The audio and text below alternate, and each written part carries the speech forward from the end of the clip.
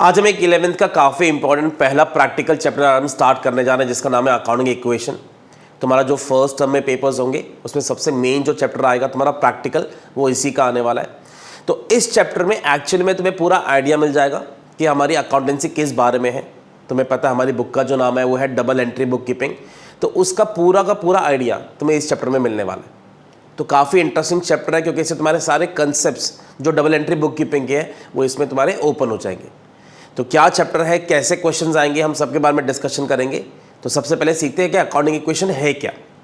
हमें क्या प्रूव करना है कि हमारे जो एसेट्स होते हैं, अब हमारे एसेट्स क्या होते हैं, हमारे पास लैंड है, बिल्डिंग है, मशीनरी है, फर्नीचर है, बहुत सारे एसेट्स होंगे हमारे पास। इनका जो टोटल होगा should be equal to my liabilities. यानी अगर ये तुम्हारा 4 lakhs है तो लायबिलिटीज का total should always be 4 lakhs, same ही आना चाहिए। तो हमारे एसेट्स का total should be equal to my liabilities का टोटल। अब ये लायबिलिटी साइड है हमारी। लायबिलिटीज क्या होती हैं? जो पैसा हम किसी को ओ करते हैं, यहां तक कि जो ओनर ने पैसे लगाए। हमने सेकंड चैप्टर में वो देखा है कि ओनर जो पैसा लगाता है उसको हम कैपिटल कहते हैं। तो कैपिटल भी is a kind of liability. हम हमेशा जो भी अकाउंट्स बनाते हैं, ध्यान रखना, फर्म के पॉइंट ऑफ व्यू से बनाते हैं। तो फर्म को अगर ओनर से भी पैसे लिए फर्म ने तो वो भी उसको पेबल है, तो वो भी हमारी लायबिलिटी है। तो लायबिलिटी में एक बहुत इंपॉर्टेंट लायबिलिटी होती है तुम्हारी इंटरनल लायबिलिटी, जिसको हम कहते हैं कैपिटल। तो कैपिटल भी यहां पर आएगी। मैंने बाहर वाले से लोन लिया, वो भी मेरी लायबिलिटी है। मुझे किसी को भी पैसा देना बाकी है, मैंने किसी से उधार पे गुड्स खरीदे, वो हमारे क्रेडिटर्स हैं, वो भी हमारी लायबिलिटी है। तो तुम्हारी लायबिलिटीज का total should be equal to तुम्हारे एसेट्स का टोटल। इन दोनों का टोटल हमेशा तुम्हारा मैच करना चाहिए। तो इस पूरे चैप्टर में तुम्हें यही प्रूव करना है कि assets should be equal to my liabilities. तुम्हारी इक्वेशन क्या बनेगी? Assets is equal to capital plus outside liabilities. Liability side में तो कैपिटल है, उसे हम कहते हैं इंटरनल लायबिलिटी, और एक बाहर वालों का पैसा जिसको हम कहेंगे आउटसाइड लायबिलिटीज। तो जो लायबिलिटीज में पार्ट है, दो में डिवाइडेड होता है, वो एक कैपिटल और एक आउटसाइड लायबिलिटीज। कैपिटल का मतलब क्या है? जो ओनर ने पैसे लगाए, तो वो तुम्हारी इंटरनल लायबिलिटी है, और बाहर वाले को पैसे को हम क्या कहेंगे? Outside liabilities. तो बस ध्यान रखना, आज पूरे चैप्टर में हम जब सभी सीखेंगे हमें इसका टोटल और इसका टोटल इक्वल लाना है। तो एसेट्स का total should be equal to my liabilities का टोटल। तो पहले मैं क्या करूंगा, कुछ एग्जाम्पल से ये प्रूव करके दिखाऊंगा तुम्हें कि कैसे ये इक्वल आते रहेंगे। उसके बाद में हम सम्स किस तरीके से करेंगे, हम वो भी आज की क्लास में कवर करेंगे। तो काफी इंपॉर्टेंट टॉपिक होने वाला। लास्ट में कुछ नोट्स भी बनाएंगे, तो उसको लास्ट तक देखना जरा। सबसे पहले हम एक एग्जाम्पल है, जब भी बिजनेस स्टार्ट होता है तो लिखा है स्टार्टेड बिजनेस विद कैश। तो जब भी ओनर बिजनेस स्टार्ट करेगा तो कुछ पैसा वो बिजनेस में इन्वेस्ट करेगा, जिसे हम कहते हैं कैपिटल। ऐसे मानो कि तुमने एक बिजनेस स्टार्ट किया। अब तुम अगर बिजनेस स्टार्ट करोगे तो उसमें कुछ पैसे इन्वेस्ट करोगे। तो तुमने अपने बिजनेस में सपोज करो 50,000 रुपीज इन्वेस्ट किए। तुमने एक स्टार्टअप स्टार्ट किया, तुमने बोला मैं एक बिजनेस स्टार्ट करूंगा, और हमने 50,000 रुपए बिजनेस में इन्वेस्ट कर दिए। तो अगर तुम 50,000 रुपीज इन्वेस्ट करोगे तो तुम्हें कैसे इसको प्रेजेंट करना है कि दोनों साइड शुड बी इक्वल। अब अगर तुम 50,000 सिर्फ लायबिलिटी साइड में शो करते हो, एसेट साइड में शो नहीं करते, यानी हमने डबल एंट्री बुक कीपिंग को फॉलो नहीं किया। तो ये याद रखना, ये ऐसे तुम्हें पोस्ट करना है कि दोनों साइड शुड बी इक्वल। तो देखो, जब भी बिजनेस स्टार्ट करेंगे सबसे पहले हमारे पास कैश आ गया, बिजनेस में कैश आ रहा है। तुमने बिजनेस में 50,000 रुपए अलग निकाल के रख दिए कि हम 50,000 से बिजनेस स्टार्ट करेंगे। हमेशा ध्यान रखना, अपने आप को बिजनेस की जगह रख के सोचना, बिजनेस में पैसा आ रहा है। तो बिजनेस के पॉइंट ऑफ व्यू से हमारे पास 50,000 रुपीज अक्यूमुलेट हो गए, जमा हो गए। तो हमारे बिजनेस में 50,000 कैश आ गया जो ओनर ने इन्वेस्ट किया है। अब जो पैसा ओनर इन्वेस्ट करता है उसको हम क्या बोलते हैं? कैपिटल बोलते हैं। तो लायबिलिटी साइड में 50,000 की हमारी कैपिटल भी आ गई। यानी हमारा यहां का टोटल और यहां का टोटल दोनों कितना आ रहा है? 50,000 आ रहा है। तो ये भी 50,000 है, ये भी 50,000 है, दोनों साइड हमारे इक्वल है। तो जब भी ओनर बिजनेस स्टार्ट करेगा तो एक कैपिटल आ जाएगी और एक तुम्हारा कैश आ जाएगा, दोनों का टोटल शुड बी सेम। तो ये भी एक एग्जांपल लिया है जिसमें मैंने प्रूव किया कि दोनों साइड तुम्हारी इक्वल आ रही है। तुम्हें यही पूरी अकाउंटेंसी में करना है कि asset should be equal to your liabilities. तो ये एक एग्जांपल है इसका। अब आते हैं सेकंड एग्जांपल के ऊपर। इसी में हम चेंजेस करते रहेंगे, बस हमें ये ध्यान रखना है चेंजेस करते हुए भी दोनों का टोटल शुड बी इक्वल। कुछ भी अमाउंट हो, यहाँ पे 4 lakhs है, वहां पे 4 lakhs है, इक्वल आना चाहिए। अगर तुम्हारा इक्वल नहीं आ रहा, इसका मतलब है तुम डबल एंट्री बुक कीपिंग को फॉलो नहीं कर रहे। Each and every transaction has 2 aspects, और ऐसे होने चाहिए कि दोनों साइड तुम्हारा इक्वल आना चाहिए। अब एक और एग्जांपल लेते हैं। Furniture purchase for ₹10,000। इस वक्त अब हमारी ये पोजीशन है। अब हमारे ओनर ने इसमें से 10,000 रुपए का फर्नीचर खरीद लिया। एग्री करो, बिजनेस शुरू करेगा, ऑफिस स्टार्ट करेगा तो कुछ फर्नीचर भी खरीदेगा। तो उसने 10,000 रुपये का क्या किया, इस कैश में से उसने 10,000 का फर्नीचर परचेज कर लिया। तो अब क्या होगा, पहले ध्यान से सुनना। कैश कम हो जाएगा 10,000 से, तो देखो 50,000 की जगह यहाँ पे कितना हो जाएगा 40,000। तो कैश रिड्यूस हो गया 40,000 हो गया। अब यहाँ पे एक नया एसेट कौन सा आ जाएगा, फर्नीचर का। यानी अब हमारे पास एक नया एसेट आ गया 10,000 का फर्नीचर। अब ये दोनों तुम्हारे एसेट है। कल को तुम मशीनरी खरीदोगे, यहाँ पे एक और कॉलम आ जाएगा मशीनरी का। कल को तुम बिल्डिंग खरीदोगे, एक और कॉलम आ जाएगा बिल्डिंग का। जो भी एसेट तुम्हारे पास आता रहेगा उसका एक नया कॉलम क्रिएट होता रहेगा। तो तुम्हारा जो कैश है वो देखो रिड्यूस हो गया 40 हो गया, और एक नया एसेट कौन सा आ गया 10,000 का फर्नीचर। कोई तुमसे पूछेगा तुम्हारे बिजनेस की इस वक्त पोजीशन क्या है, तो तुम बोलोगे मेरे पास कैपिटल अभी भी 50,000 है, मेरे पास अब एसेट्स दो हैं, एक तो कैश 40,000 बचा है और फर्नीचर 10,000 का है। मैं दोनों सर का जो टोटल है वो अभी भी मेरा सेव है 50,000 है। तो तुम्हें यही हर बार प्रूव करते रहना है कि हमारा जो एसेट्स और लायबिलिटीज का टोटल होगा शुड बी इक्वल। इसी में से चलो 5,000 का मशीनरी खरीद ले, तो कैश 5,000 और कम हो जाएगा, यहां पे नया क्या आ जाएगा, मशीनरी आ जाएगी। तो इसी तरह से तुम्हें चेंजेस करने के टोटल शुड बी इक्वल। एक और एग्जांपल लेते हैं आगे। अब हमने गुड्स परचेज कर लिए 5,000 के। एग्री करो, जब बिजनेस करेंगे तो हम रॉ मटेरियल भी परचेज करेंगे ताकि हम उसको मैन्युफैक्चर करके बेच पाए। तुमने 5,000 रुपए का सामान खरीद दिया बेचने के लिए, तो अब क्या होगा, तुमने 5,000 के गुड्स खरीदे, कैश तुम्हारा 5,000 से रिड्यूस हो जाएगा। तो 40,000 कैश था, अब देखो यहां पे कितना हो जाएगा 35,000 हो गया। अब गुड्स को हम कहेंगे स्टॉक, हमारे पास सामान आ गया है, तो यहां पे एक नया कॉलम किसका बन जाएगा, स्टॉक का। 5,000 वो आ गया, मगर टोटल अभी भी हमारा मैच कर रहा है। तो कैश रिड्यूस होकर 35 रह गया, फर्नीचर 10,000 का है, स्टॉक 5,000 का है। तो अब मेरे पास 3 एसेट हो गए, टोटल 50 है, लायबिलिटीज भी 50,000 की है। तो यही तुम्हें इस पूरे चैप्टर में करना है, बस इस तरह से चेंजेस दिखाने हैं कि total should be equal of assets and liabilities. अब ये सम की प्रेजेंटेशन, ये कंसेप्ट है, इसको हम शो कैसे करेंगे सम में, वो भी आज हम सीखेंगे इसके बाद में। एक और एग्जांपल लेते हैं। लोन लिया हमने 20,000 रुपए का।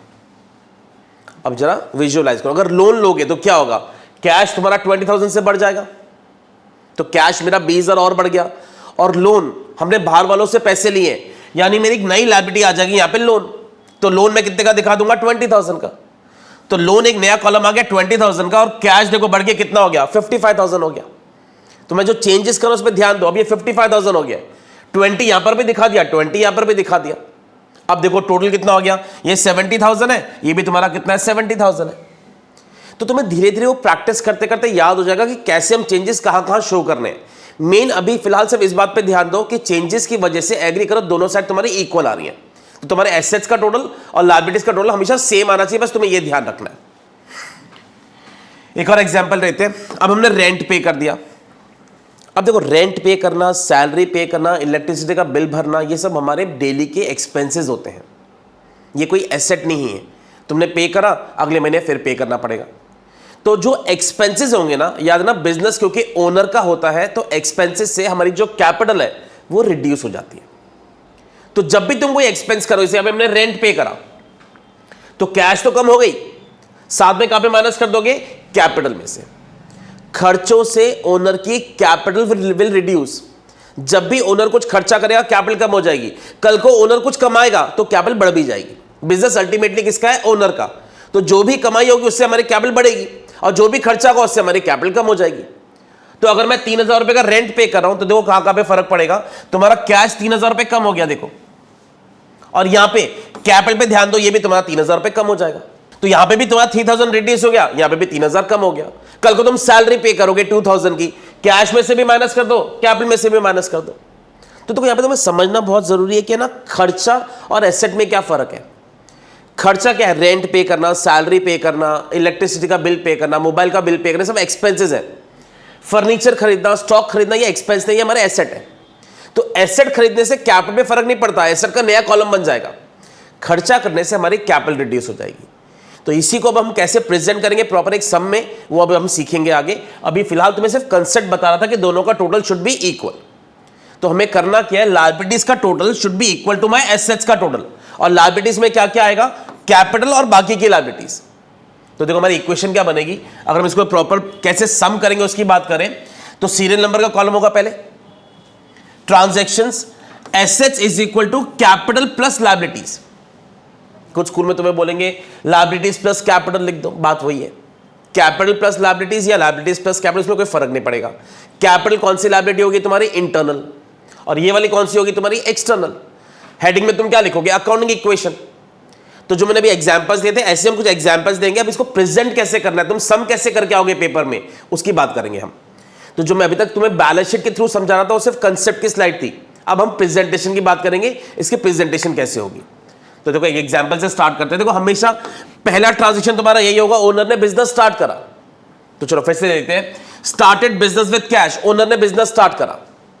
अब आगे देखो, जब भी ओनर बिजनेस स्टार्ट करेगा, एक इमेजिनरी अमाउंट लेते हैं, ओनर ने स्टार्ट किया 10,000 रुपए से बिजनेस, तो कैश मेरे पास 10,000 आ गया, और ओनर बिजनेस स्टार्ट करता है उसको हम क्या बोलते हैं, कैपिटल, उसके नीचे भी 10,000 दिखा दो।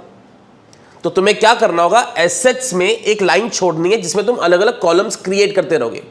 जैसे भी कैश आ गया, कल को स्टॉक आ जाएगा, फर्नीचर आ जाएगा, जो कॉलम आता रहेगा यहां पे क्रिएट करते रहना। कैपिटल में कोई कॉलम क्रिएट नहीं होगा, कैपिटल में बस प्लस माइनस करेंगे। कैपिटल पे किस किस का फर्क पड़ता है ध्यान दो।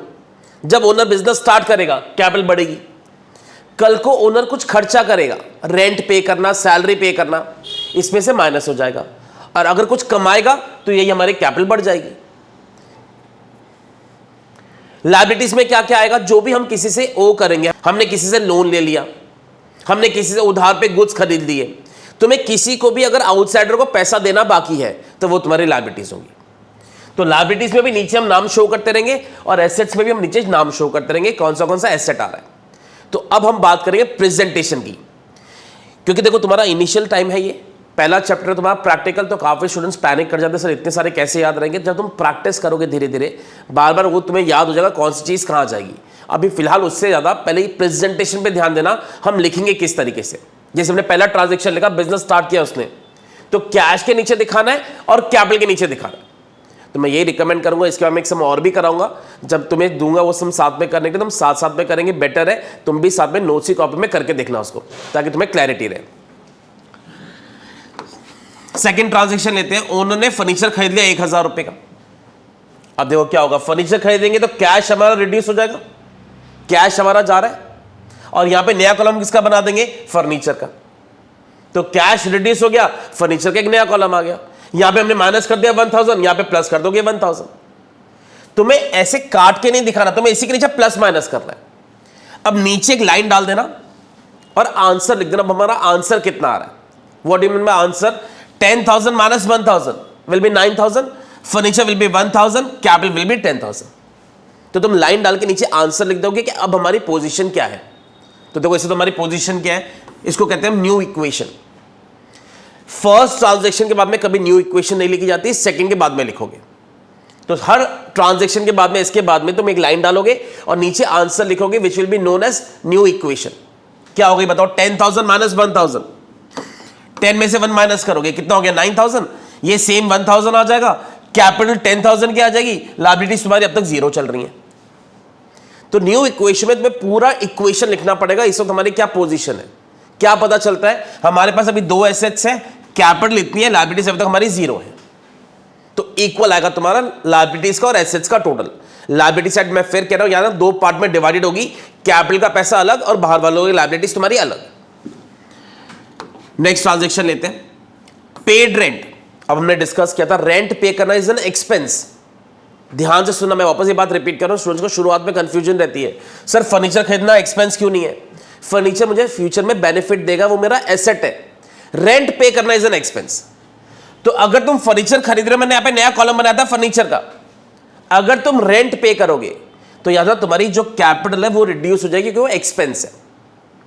तो सर हम कैसे पहचाने, हमें तो घर वालों ने यही सिखाया, फर्नीचर खरीदेंगे तब भी खर्चा है, रेंट पे करेंगे तब भी खर्चा है। बिजनेस में ये रूल नहीं चलता। फर्नीचर खरीदना इज नॉट योर एक्सपेंस, वो तुम्हें फ्यूचर तक काम आएगा।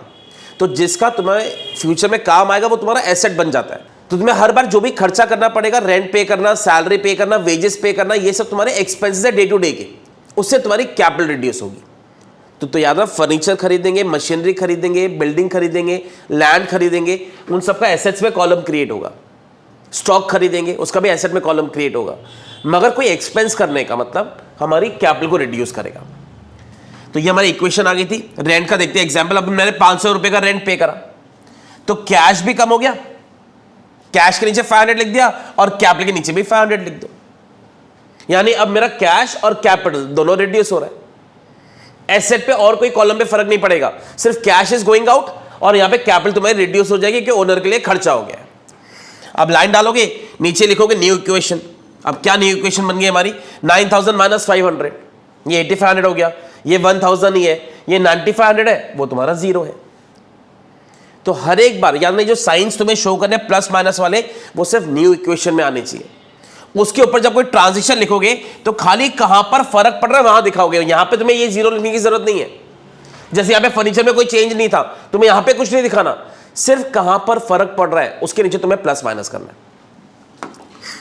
एक और ट्रांजिशन लेते हैं, purchase goods for cash, cash में गुड्स खरीदे। अब जब भी तुम कैश में गुड्स खरीदोगे तो एक तो तुम्हारा कैश जा रहा है, अब गुड्स खरीदने का मतलब है यहां पे हम किसका कॉलम बना देंगे? स्टॉक का। तो एक नया कॉलम हमारे पास किसका आ रहा है? स्टॉक का आ रहा है। तो ये ना सम काफी हॉरिजॉन्टली अगर मैं बात करूं तो काफी बड़ा हो जाता है। तो बेटर है कॉपी को टर्न करके करना, ताकि ये तुम आराम से कॉलम्स क्रिएट कर पाओ। तुम सीधी कॉपी रख के सम करोगे तो कभी कभी ना कॉलम्स की जगह नहीं बचती। तो बेटर है कॉपी को टर्न करके करना, इस तरह से ये कॉलम्स क्रिएट होते रहेंगे। तो इसके बाद जब हम कोई सम करेंगे एक, तो तुम भी साथ साथ में वो करना, साथ में इस तरह से कॉलम्स क्रिएट करके। तो हमने गुड्स खरीदे तो कैश में से माइनस हो गया और स्टॉक में यहां पे ऐड कर दो प्लस 3000। तो cash is going out, stock is coming in. बस ये ध्यान रखना जो नीचे न्यू इक्वेशन बनेगी वो इक्वल आ रही है कि नहीं। अब न्यू इक्वेशन क्या बन गई मेरी? 8500 माइनस 3000, तो ये हो गया 5500। ये 1000 एज इट इज आ जाएगा, इसमें कोई चेंज नहीं हुआ। ये 3000 आ जाएगा, ये 9500 आ जाएगा, वो अब तक जीरो ही चल रहा है मेरा। चेक करो जरा, इन तीनों का टोटल करो, 9500 हो रहा है, यहां पे भी 9500 हो रहा है। यानी हम बार बार ये सेटिस्फाई कर रहे हैं कि assets will be equal to my liabilities. तो तुम्हें बस ये हर बार प्रूव करना है। और मैं फिर कह रहा हूं न्यू इक्वेशन चेक करते रहा करो। कभी कभी क्या होता है हम कोई जीरो गलती से कम लगा देते हैं तो फिर पूरे सम पे उसका इफेक्ट आ जाएगा। एक और एग्जांपल लेते हैं, यही गुड्स हमने खरीदे मगर क्रेडिट पे खरीदे। अब किसी का नाम दिया होगा गुड्स परचेज फ्रॉम मोहन, तो ये अज्यूम होता है हम क्रेडिट पे खरीद रहे हैं। गुड्स परचेज फ्रॉम श्याम, तो हम क्रेडिट पे खरीद रहे हैं। तो अगर तुम उधार पे खरीदोगे तो क्या होगा? अब देखना जरा, उधार पे खरीदने से स्टॉक तो आ ही रहा है, बस हमने उसको कुछ कैश पे नहीं करा। इन दोनों ट्रांजैक्शन में क्या फर्क है? यहां पे हमने कैश में खरीदा था, हमने सामने वाले को पे कर दिया। यहां पे हम क्रेडिट पे खरीद रहे हैं, हमने सामने वाले को भी पे नहीं करा। तो ध्यान से देखो क्या होगा, 2000 के गुड्स खरीद रहे हैं, 2000 स्टॉक में ऐड कर दो। स्टॉक तो ऐड हो गया हमारा, मगर क्योंकि हमने उधार पे खरीदा था, यहां पे तुम्हारे लायबिलिटीज में एक नया कॉलम बन जाएगा, किसका बन जाएगा? क्रेडिटर्स का। तो जब भी तुम किसी से उधार पे गुड्स खरीदते हो तो लायबिलिटीज में एक नया कॉलम किसका क्रिएट होता है? क्रेडिटर्स का। जब तुम किसी से लोन लेते हो तो भी लायबिलिटी में आएगा, लोन के नाम से आएगा। जब तुम उधार पे गुड्स खरीदोगे तो यहाँ पे क्रेडिटर्स के नाम से उसको शो करते हैं। तो क्योंकि हमने क्रेडिट पे खरीदा है तो स्टॉक तो हमारा आ रहा है और लायबिलिटीज में प्लस 2000 कर दो। याद रखना इस ट्रांजेक्शन पे कैश पे कोई फर्क नहीं पड़ा, cash is not going out, cash पे कोई फर्क ही नहीं है, उधार पे खरीदा हमने, तो सिर्फ स्टॉक में ऐड करेंगे और क्रेडिटर्स का नया कॉलम बना देंगे। अब ये हमारी न्यू इक्वेशन आ जाएगी, ये 5500 एज इट इज आएगा, ये 1000 एज इट इज आएगा, ये टोटल 5000 हो जाएगा, ये 9500 एज इट इज आएगा, ये 2000 हो जाएगा। तो हमारी इक्वेशन हो गई टोटल मिला के। अभी भी देखोगे यहाँ पे भी 11500 है, यहाँ का भी कितना हो रहा है? 11500। बस ये प्रूव करना तुम्हें। तो हर ट्रांजेक्शन को चेक करते रहो बीच बीच में हमारा सही आ रहा है कि नहीं आ रहा है। एक लास्ट ट्रांजेक्शन लेते हैं। अब हम गुड्स खरीद रहे थे, कुछ बेचेंगे भी, तो लिखा है सोल्ड गुड्स 2000 के हमने 2500 में बेच दिए। अपने आप को एक शॉपकीपर की जगह रखो, तुम कस्टमर को 2000 का सामान दे रहे हो, वो तुम्हें कैश दे रहा है 2500 रुपये, 2000 के गुड्स जा रहे हैं, तुम्हारे पास 2500 कैश आ रहा है। अब एग्री करना, इस ट्रांजेक्शन में 500 का प्रॉफिट भी हो रहा है हमें, और प्रॉफिट से हमारी कैपिटल बढ़ जाएगी। कमाई से हमारी कैपिटल बढ़ती है, खर्चों से हमारी कैपिटल कम होगी। तो अल्टीमेटली बिजनेस ओनर का है, तो अगर तुम्हारा खर्चों से कैपिटल कम होगी तो कमाई से वो बढ़ने वाली भी है। तो पहले इसमें ट्रांजेक्शन सुनो क्या हो रहा है। 2000 के गुड्स हम बेच रहे हैं 2500 में, तो जरा पहले इमेजिन करो 2000 का स्टॉक जाएगा हमारा, तो स्टॉक हम रिड्यूस कर देंगे 2000 से। कैश हमारे पास आएगा 2500, गुड्स बेचोगे तो कैश हमारे पास आएगा, तो 2500 कैश में ऐड कर देना, और जो 500 का प्रॉफिट होगा उसको कैपिटल में ऐड कर दो। तो क्या करना देखो ध्यान से एक बार, स्टॉक में से माइनस करोगे 2000, गुड्स जा रहे हैं हमारे 2000 रुपए के, कैश हमारे पास कितना आ रहा है 2500 आ रहा है, और 500 रुपए का जो प्रॉफिट हो गया उसे कैपिटल में ऐड कर दो। अब तुम देखो ये ट्रांजेक्शन 3 जगह जा रहा है, मगर टोटलिटी में वो मैच करेगा अभी भी, क्योंकि यहाँ पे 2000 है, यहाँ पे 2500 है, 500 का फर्क है, वो हमारी कैपिटल में ऐड हो गया। कल को तुम लॉस पे बेच दो, 2000 के गुड्स तुम 1500 में बेच दो, 500 रुपए का लॉस हो गया, तो वही कैपिटल में से माइनस हो जाएगा। तो प्रॉफिट से कैपिटल बढ़ती है, खर्चों से या लॉसेस से हमारी कैपिटल कम हो जाएगी। याद रखना, फिर ये बात रिपीट कर रहा हूं, अल्टीमेटली बिजनेस ओनर का है, तो कैपिटल बढ़ेगी भी प्रॉफिट से और खर्चों से वो कम होने वाली है। तो ये बात में ध्यान रखनी है। अब लास्ट इक्वेशन है, ये तुम्हारा 8000 हो गया, ये 1000 हो गया, ये तुम्हारा 3000 आ गया, ये 10000 है, ये 2000 है। अभी लास्ट ट्रांजेक्शन है, हमने इसके नीचे डबल अंडरलाइन कर दिया। कुछ स्कूल्स में बोलते हैं इसका टोटल नीचे लिख दो, तो 12000 यहाँ का टोटल हो रहा है, 12000 यहाँ का टोटल हो रहा है, नीचे टोटल लिख देना, ये भी लिख सकते हो। कुछ स्कूल्स में बोला जाता है इसका नीचे टोटल लिखने के लिए।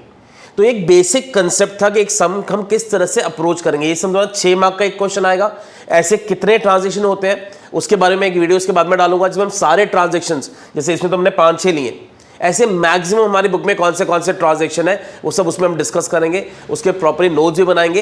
पहले आज हम इसका एक सम करके देखेंगे और एग्जाम्पल। क्या एग्जाम्पल है देखो जरा। Gurman started business with cash 20,000, owner ने बिजनेस स्टार्ट किया 20,000 से। ही परचेज फर्नीचर 2000, उसने फर्नीचर भी खरीदा 2000 रुपए का। ही पेड रेंट 200, 200 का वो रेंट पे कर रहा है। He purchase goods on credit 3000, last में लिखा है उसने 2000 के गुड्स 5000 में बेच दिए। अब इस समय तुम्हें अकाउंटिंग इक्वेशन तो पूछी हुई है, साथ में एक चीज और पूछी हुई है, बैलेंस शीट भी बना के दिखानी है। तो वो भी आज हम सीखेंगे कि नॉर्मली अकाउंटिंग इक्वेशन के साथ में अगर तुम्हें बैलेंस शीट पूछी जाती है तो वो उसके बाद में कैसे बनती है। तो पहले हम इसका नॉर्मल सम करेंगे अकाउंटिंग इक्वेशन का। तो देखो हम क्या करेंगे, बिजनेस स्टार्ट किया, पहले तो वही हमने कॉलम सारे क्रिएट कर लिए, सेम कॉलम जो पहले थे। बिजनेस स्टार्ट किया, तो अब तुम भी साथ साथ में, मैं यही तुम्हें रिकमेंड करूंगा, कॉपी को टर्न करके सब साथ साथ में करो, ताकि तुम्हें क्लैरिटी होगी कैसे लिखने का तरीका है। तो बिजनेस स्टार्ट किया हमने, क्या करेंगे, एसेट्स में हम कैश का कॉलम दिखा देंगे। उसने बिजनेस स्टार्ट किया 20,000 से, और साथ में कैपिटल के नीचे दिखा देंगे 20,000। प्रेजेंटेशन बहुत मैटर करेगी, इसलिए कह रहा हूं साथ में बनाओगे तो बेटर रहेगा, खाली सुनोगे तो फिर क्लैरिटी नहीं रहेगी। अब ये फर्स्ट ट्रांजेक्शन है, इसके नीचे हम कोई अंडरलाइन नहीं करेंगे। सेकंड ट्रांजेक्शन हमारा, ही परचेज फर्नीचर फॉर रुपीज 2000, उसने फर्नीचर खरीदा 2000 रुपए का। अब अगर हम फर्नीचर खरीदेंगे तो पहले समझो कहां पे फर्क पड़ेगा। एक तो तुम्हारा कैश कम हो जाएगा, और एक नया कॉलम हम किसका बना देंगे, फर्नीचर का। तो कैश में से हम माइनस करेंगे और फर्नीचर का हमें एक नया कॉलम क्रिएट करना है। तो देखो फर्नीचर हमने खरीदा 2000 का, तो कैश में से हमने माइनस कर दिया 2000, और यहीं पे एक नया कॉलम हम किसका बना देंगे, फर्नीचर का, उसके नीचे लिख देंगे प्लस 2000। कैपिटल पे कोई फर्क नहीं पड़ेगा। कैपिटल पे बेसिकली अब हमने 3 चीजों का फर्क सीखा है। बिजनेस स्टार्ट करेंगे तो कैपिटल बढ़ेगी, एक्सपेंसेस से कैपिटल कम होगी, इनकम से कैपिटल बढ़ जाएगी। तो अभी तक इसमें कोई एक्सपेंस से इनकम नहीं हो रहा है, अंडरलाइन कर दिया। क्या लिखेंगे इसके आगे, न्यू इक्वेशन, 20,000 माइनस 2000, ये हमारा 18 हो गया। फर्नीचर एज इट इज 2000 का आ जाएगा, कैपिटल 20 की आ जाएगी, लायबिलिटीज हमारी कितनी चल रही है, अभी 0 चल रही है। तो ये मेरी न्यू इक्वेशन बन गई आफ्टर माय सेकंड ट्रांजेक्शन। अब आते हैं थर्ड ट्रांजेक्शन के ऊपर। थर्ड ट्रांजेक्शन हमारा, ही पेड रेंट रुपीज 200, अब रेंट पे करा। अब पहले इमेजिन करो, रेंट पे करेंगे तो कैश कम हो जाएगा, और रेंट हमारा एक्सपेंस है, एक्सपेंस से हमारी कैपिटल कम हो जाएगी। तो कहां पे जाएगा बताओ, कैश में से माइनस करेंगे और कैपिटल में से भी माइनस करेंगे। तो थर्ड ट्रांजेक्शन में ही पेड रेंट 200 में क्या करेंगे, ध्यान से देखो, हमारा कैश जा रहा है तो कैश में से माइनस कर दोगे 200 रुपए, और रेंट हमारा एक्सपेंस है इसीलिए कैपिटल में से माइनस कर दोगे। ये 2-4 एग्जांपल्स लो, रेंट पे करना, सैलरी पे करना, कोई बिल्स भरना, मोबाइल का बिल, इलेक्ट्रिसिटी का बिल, ये सब तुम्हारे एक्सपेंसेस होते हैं, उससे हमारी कैपिटल रिड्यूस हो जाती है। तो देखो अब इक्वेशन क्या बनेगी हमारी, 18,000 माइनस 200 है ये, तो 17,800 हो गया। ये 2000 है, ये 19,800 है, वो हमारी 0 आ रहा है अभी भी। तो ये हमारी न्यू इक्वेशन बन जाएगी आफ्टर माय थर्ड ट्रांजेक्शन। अब आते हैं फोर्थ ट्रांजेक्शन में। फोर्थ ट्रांजेक्शन है, he purchase goods on credit, उधार पे गुड्स खरीदे। अच्छा, एक और क्वेरी आती है स्टूडेंट की, सर हमें कैसे पता चलेगा कैश में खरीदा या क्रेडिट पे खरीदा, कुछ नहीं लिखा है। तो अगर खाली लिखा हो परचेज गुड्स तो ये मानते हैं कैश में, और अगर लिखा है purchase goods from Mohan, Sohan, किसी का नाम दे दें तो क्रेडिट पे माना जाता है। तो यहाँ पे लिखा है परचेज गुड्स ऑन क्रेडिट, हमने उधार पे गुड्स खरीदे। तो देखो क्या करेंगे, परचेज गुड्स ऑन क्रेडिट पे, हमने उधार पे गुड्स खरीदे 3000 के, तो एक तो यहाँ पे नया कॉलम किसका बना देंगे, स्टॉक का, उसमें 3000 आ जाएगा। जब भी उधार पे गुड्स खरीदोगे तो एक तो स्टॉक आ रहा है हमारे पास, और जिनसे हम क्रेडिट पे गुड्स खरीदते हैं उनको हम कहते हैं क्रेडिटर्स, तो उसमें ऐड कर देंगे हम 3000। तो एक तो यहां पर ऐड हो जाएगा, दूसरा तुम्हारा क्रेडिटर्स में ऐड हो जाएगा। अब ये तुम्हारी न्यू इक्वेशन बन जाएगी। ये 17800 एज इट इज आएगा, ये 2000 आएगा, ये 3000 हो जाएगा, ये एज इट इज कॉपी करेंगे और ये 3000। यानी देखो टोटल तुम्हारा कितना आएगा, तुम इनका टोटल करोगे दोनों साइड का 22800 आ रहा है, यहां पे भी और वहां पर भी। बस तुम्हें ये प्रूव करना है इस पूरे चैप्टर में। नेक्स्ट लास्ट ट्रांजेक्शन पे आते हैं। ही सोल्ड गुड्स कॉस्ट प्राइस 2000 है, फॉर प्राइस 5000 ऑन कैश। हमने 2000 के गुड्स 5000 में बेच दिए, तो स्टॉक हमारा कितने का जाएगा, 2000 का। कैश हमारे पास कितना आएगा, 5000। अब एग्री करो, 3000 का हमें प्रॉफिट हो रहा है। 2000 की गुड्स हम 5000 में बेच रहे हैं, तो 3000 का जो प्रॉफिट होगा उससे हमारी कैपिटल बढ़ जाएगी। तो क्या करेंगे, देखो अभी इसका आंसर यहां पे ट्रांजेक्शन लिखोगे। हमने 2000 की गुड्स 5000 में बेच दिए, तो स्टॉक हमारे पास जाएगा 2000 का, कैश हमारे पास आएगा 5000, तो 5000 कैश आ गया, 2000 के गुड्स हमारे पास से चले गए, 3000 का फायदा हो गया, वो कैपिटल में ऐड कर देना। अब ये करने के बाद में नीचे न्यू इक्वेशन बनाओगे, इसके टोटल्स यहां पे लिख दोगे, तो ये हमारा आंसर आ जाएगा। अब क्योंकि लास्ट ट्रांजेक्शन था, एक बार चेक कर लो, यहां का टोटल भी तुम्हारा 25800 है, यहां का टोटल भी 25800 है। तुम्हें स्कूल में नीचे लिखने बोल रहे हैं, यहां पे तुम लिख सकते हो टोटल उसका। तो ये एक प्रेजेंटेशन किस तरह से की जाएगी, बिल्कुल बेसिक सम था। अब ये हमने कुछ ट्रांजेक्शन लिखे हैं, अब इसका सम, क्योंकि इस समय हमें अकाउंटिंग इक्वेशन के साथ में बैलेंस शीट भी पूछी थी, तो बैलेंस शीट कैसे बनती है अब वो सीखते हैं हम। अच्छा, बैलेंस शीट कैसे बनेगी इसकी, अब जरा वो चेक करते हैं। तो हमारा यहाँ तक आंसर आ गया हमारा। अब तुम्हें क्या करना है, एक बैलेंस शीट का फॉर्मेट बनाना। अच्छा देखो, क्वेश्चन में बैलेंस शीट पूछी होगी तभी बनाना, वरना नहीं बनाना। तो अगर तुम्हें क्वेश्चन में आता है prepare accounting equation and balance sheet, तो अकाउंटिंग इक्वेशन हमने बना ली। अब तुम्हें क्या करना है, बैलेंस शीट में इसको बस पोस्ट करना होता है। बैलेंस शीट में कौन सी साइड्स होंगी, तुम्हारी लायबिलिटी साइड और एसेट साइड। ऊपर लिखोगे balance sheet as on. As on में नॉर्मली डेट लिखी जाती है, अब डेट तुम्हारे पास नहीं होगी तो आगे डैश कर देना। ये लायबिलिटीज की साइड है, वो एसेट्स की साइड है, दोनों में अमाउंट का कॉलम होगा तुम्हारा। तो करना क्या तुम्हें, जो लास्ट में आंसर्स आए ना, ये देखो तुम्हारे पास कौन से एसेट है, कैश है, फर्नीचर है और स्टॉक है, इन तीनों को यहां पे दिखा दोगे। और लायबिलिटीज कौन सी है तुम्हारे पास, कैपिटल है और क्रेडिटर्स है, इनको यहां पे दिखा दोगे। तो बस तुम्हें जो आंसर अल्टीमेटली आ रहा है उनको शो करना है। तो लायबिलिटी साइड में देखो कौन से कैपिटल और क्रेडिटर्स। कैपिटल का अमाउंट हमारा कितना है 22800 और क्रेडिटर्स का 3000, तो बस यहां पे शो कर दो कैपिटल और क्रेडिटर्स। और एसेट्स तुम्हारे पास कौन से थे, कैश था, फर्नीचर था और स्टॉक था। दोनों का टोटल तुम्हारा इक्वल आना चाहिए।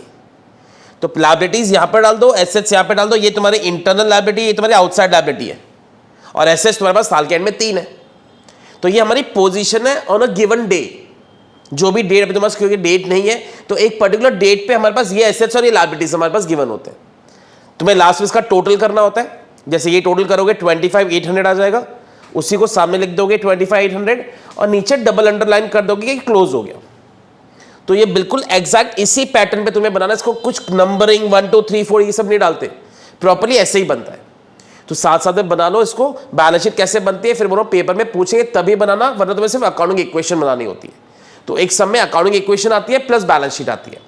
अब आज जो हमने कवर किया उसके अगर हम नोट्स बनाए, बेसिक नोट्स आज हम डिस्कस कर रहे हैं। अगली वीडियो में मैं जितने और एडजस्टमेंट्स है, जैसे अभी पहला एग्जाम्पल था बिजनेस स्टार्ट किया, तो ये हमारा कहां जाता है, कैश में ऐड होता है और कैपिटल में ऐड होता है। हमने परचेज किए गुड्स, तो ये कहां जाएंगे, मतलब परचेज करें तो कैश में से माइनस कर दोगे और यहां पे नया कॉलम किसका बना दोगे, स्टॉक का। तो ऐसे हर ट्रांजेक्शन कहां जा रहा है उसके हम आज हम नोट्स बनाएंगे। तो पहले एक बार शो कर दूं किसके आज हम नोट्स बनाने जा रहे हैं, फिर इसके नोट्स तुम्हें नोट करवाऊंगा अभी। ऐसे ही जितने भी इस चैप्टर में बाकी के एडजस्टमेंट्स हैं उन सब के हम नेक्स्ट वीडियो में नोट्स कवर करेंगे। परचेज गुड्स ऑन क्रेडिट, उधार पे गुड्स खरीदे, स्टॉक में ऐड हो जाएगा और यहां पे नया कॉलम हम किसका बना देंगे, क्रेडिटर्स का, उसमें भी ऐड कर दो। तो जब भी उधार पे गुड्स खरीदोगे नया कॉलम किसका बनेगा, लायबिलिटीज का। तो तुम्हें नोट्स में मैं क्या लिखवाऊंगा कि जब उधार पे गुड्स खरीदते हैं हम कहां पर ऐड करते हैं, तो हम ये सब लिखेंगे। रेंट पे करने से कैश हमने कम किया था और कैपिटल में से भी माइनस कर दिया था, तो ये भी आज हमने सीखा। परचेज फर्नीचर करने से क्या हुआ था बताओ, कैश हमारा कम हो गया था और यहां पे नया कॉलम हमारा किसका बन गया था, फर्नीचर का। तो जो आज हमने डिस्कस किया, अगर उसको नोट्स में देखो कैसे, ये प्रॉपर्ली नोट कर लो। तो आज मैं तुम्हें 5-6 एडजस्टमेंट्स लिखा रहा हूं, अगली क्लास में या अगले वीडियो में हम सारा का सारा कवर करेंगे। बिजनेस स्टार्ट किया तो एक तो एसेट्स में नया कॉलम किसका बनाओगे, कैश का और एक कैपिटल का। तो ब्रैकेट में लिख दो एसेट्स में किस कॉलम में ऐड करोगे, तो एसेट्स में कैश के कॉलम में ऐड करोगे और दूसरा कहां पे ऐड करोगे, कैपिटल में। तो ये तुम्हें ध्यान रहेगा, प्रॉपर नोट्स रहेंगे तो जब भी तुम्हारा एग्जाम होता है, जब भी तुम स्टडी कर रहे हो, तुम इसको देख लोगे, तुम्हें याद हो जाएगा कौन सी चीज कहां कहां जानी चाहिए। परचेज के कैश में गुड्स, कैश में खरीद रहे हो, एसेट्स में से माइनस कर देंगे, कैश इज गोइंग आउट, और यहां पे नया कॉलम किसका आ जाएगा, एसेट्स में स्टॉक का। तो एसेट्स में ही एक कॉलम जा रहा है और एक कॉलम में आ रहा है। यही अगर तुम उधार पे कुछ खरीदोगे तो एसेट्स में स्टॉक में ऐड होगा और नया कॉलम किसका बना देंगे, लायबिलिटीज में क्रेडिटर्स का। तो तुम्हें बाकी सब लिखने की जरूरत है, सिर्फ इसको ढंग से नोट कर लेना। रेंट पे करने से तुम्हारा एसेट कम हो रहा है, कैश जा रहा है, और क्योंकि हमारा खर्चा हो गया कैपिटल में से माइनस कर दो। कैपिटल में कोई कॉलम नहीं होता, इसलिए वो ब्रैकेट में कुछ नहीं लिख रहा। तो जो ब्रैकेट में मेंशन है ना, किस कॉलम में प्लस माइनस होगा ये बता रहा हूं तुम्हें, और मेन किस में होगा, एसेट्स लायबिलिटी, वो आगे लिखा हुआ है। फर्नीचर खरीदने से तुम्हारा एक तो कैश कम हो रहा है और यहाँ पे नया कॉलम किसका बन जाएगा, फर्नीचर का। तो ये आज हमने कुछ एडजस्टमेंट्स कवर किया। आज की बिल्कुल तुम्हारी बेसिक क्लास थी कि हम क्या क्या कवर करेंगे आज, उसके बारे में हमने सीखा। अकाउंटिंग इक्वेशन बेसिकली क्या है, उसका बेसिक फॉर्मेट क्या है, बैलेंस शीट कैसे बनती है, तो ये बेसिक आज हमने कवर किए। अगली क्लास में इसी तरह से जितनी एडजस्टमेंट्स पूरे चैप्टर में है, जो भी मैक्सिमम है, उन सबको हम कवर करने वाले हैं। तो होपफुली तुम्हें आज का टॉपिक बिल्कुल अच्छे से क्लियर हो गया होगा। तुम्हारा फर्स्ट चैप्टर है प्रैक्टिकल का, इसे ध्यान से प्रैक्टिस कर लो। Thanks for watching.